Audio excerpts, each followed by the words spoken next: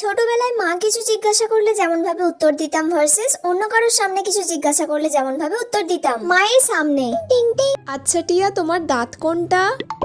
ইতা তোমার চোখ কোনটা? ইতা তোমার কান কোনটা? ইতা। বাহ বাহ, ভেরি গুড।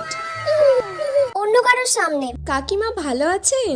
তোর বোন সব শিখে গেছে জানিস, কোনটাকে চোখ বলে, কোনটাকে ঠোঁট বলে, কোনটাকে চুল বলে, সব জেনে গেছে জানিস। বাহ, খুব ভালো তো।